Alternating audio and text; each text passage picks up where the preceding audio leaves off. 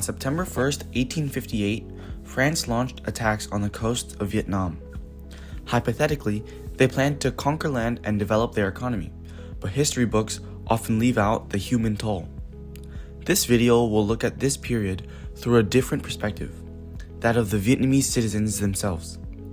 We will explore how daily life was affected, how culture and tradition were stripped, and how it became one of the most inspiring examples of defiance in history. Aiming to take control of Vietnam, the French decided to start in the hands of which society's future lay in, the youth. The French government completely replaced the education system and taught Vietnamese kids that their society was heavily flawed and desperately needed fixing by the French. The purpose of this was to implant a sense of inferiority in young minds and prevent them from rebelling in the future. On top of that, even this biased education was a luxury for most. A whopping 90% of kids dropped out of school at grade 3 to go work in the farms or on the streets. This was simply because their families could not afford schooling. Even for families that could afford education, they were playing a rigged game. This was because the French occupied quite literally all jobs and positions of high power. From the government and police force all the way to banks and legal courts, the French had control of everything. Vietnamese workers were systematically forced to stay at a lower rank, resulting in a population of zero authority in their own land. This governance continued all the way to the countryside, where villagers and farmers were physically and economically exploited. The government often built roads that cut through sacred areas like ancient burial sites or valuable farmland, with zero regard for civilians. Those roads were made solely for transporting French elites, and if any farmer or their livestock were to disrupt the flow of traffic, it often ended in bloodshed and lives lost. Here, a farmer's diary entry talks about how a woman was brutally murdered by a car, yet the passengers only cared about the damage to the car rather than the human they just murdered. This is a terrifying example of how the villagers were treated.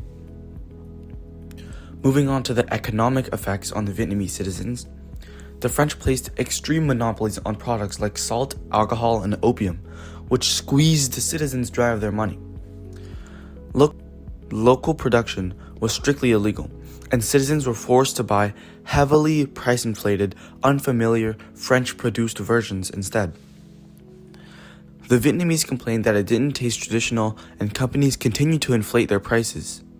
Out of desperation, many risked their lives to secretly grow and distribute their own goods.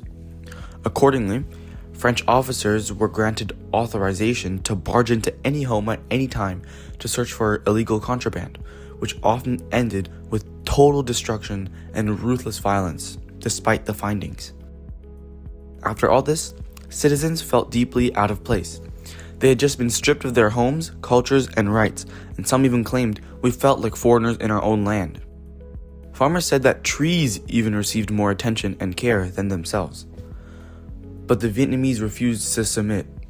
They launched protests all over the country. They resisted forced military service by the French and tried everything they could to fight off the intruders. Rebellion could even be seen through the food. When the French introduced the baguette, locals attempted to adapt and transform it by incorporating more traditional ingredients. As a result, the iconic bánh mì from Vietnam. Who knew such a famous dish originated from struggling citizens wanting to reclaim their culture? After nearly a century of enduring colonization, the people decided they had had enough. This led to the First Indochina War, which was a demonstration of how the strength of relentless citizens could overcome such a huge imperial power.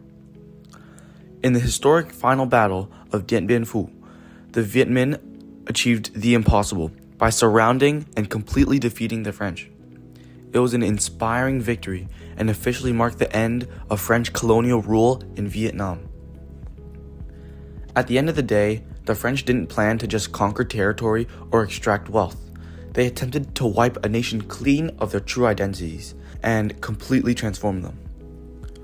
But the Vietnamese citizens proved that no matter the amount of violence they use, no matter how hard you try to brainwash the children, no matter how extreme the monopolies you place are, you could never win against millions of raging people determined to be free. This was undeniably a tragic story of brutal oppression, but more importantly, one of human resilience and willpower.